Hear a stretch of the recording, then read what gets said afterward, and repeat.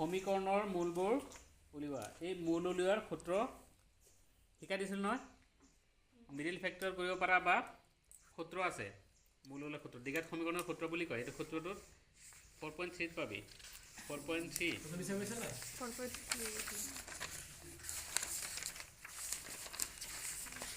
উলিয়া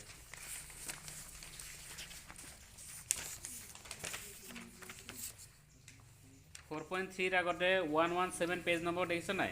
ইয়াতে দ্বিঘাত সমীকৰণৰ সূত্ৰ দি আছে, ইয়াতে লিখা আছে দ্বিঘাত সূত্ৰ বুলি। দ্বিঘাত সূত্ৰত কি আছিলে? x = -b plus minus √b² - 4ac/2a। এইটো মই পাইছা নাই? এইটো ফোন নম্বৰত আছে নাই? আছে দ্বিঘাত সমীকৰণৰ সূত্ৰটো যদি নাজানা সাৰাংশত চাব পাৰা, পেজ নম্বৰ 126 সাৰাংশত চাব পাৰা।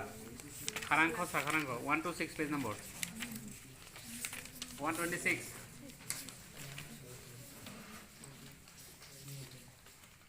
পাইছানে? 5 নম্বৰটো চা, দ্বিঘাত সূত্ৰ বুলি লিখা আছে ax² + bx + c = 0। এইটো দ্বিঘাত সমীকৰণ। আমি যে আগতে বহুপদ পাইছিলো, বহুপদত দ্বিঘাত থাকিব পাৰে, ত্ৰিঘাত থাকিব পাৰে, তাতকে বেছি ঘাত থাকিব পাৰে, কিন্তু এইটো অকল দ্বিঘাত হয়। দ্বিঘাত সমীকৰণৰ সূত্ৰ, ইয়াতে ত্ৰিঘাত নাপাবি। বুজি পালি নে? ax² + bx + c এনেকুৱা আকাৰতে থাকিব। এনেকুৱা আকাৰত থাকে, আমি x মানে এই দ্বিঘাত সমীকৰণৰ মূল সমীকৰণটো দি আছে। তাৰ পিছত কি হৈছে?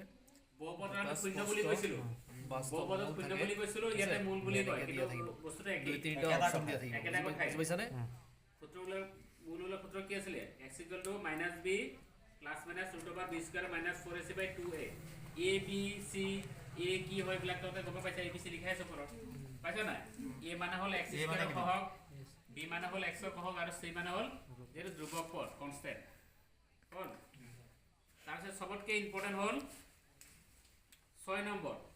এইটো very very important. 6 number important বুলি দি 6 ইম্পৰ্টেণ্ট মাৰ্ক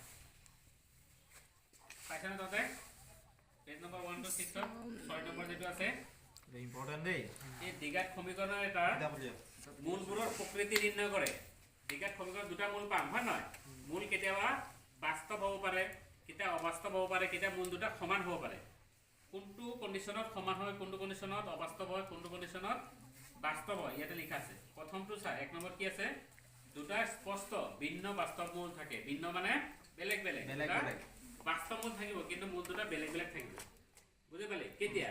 যদিহে b² - 4ac > 0।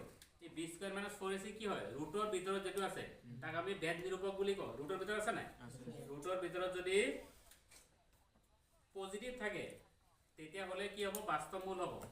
মানে > 0 মানে কি? পজিটিভ। একতকে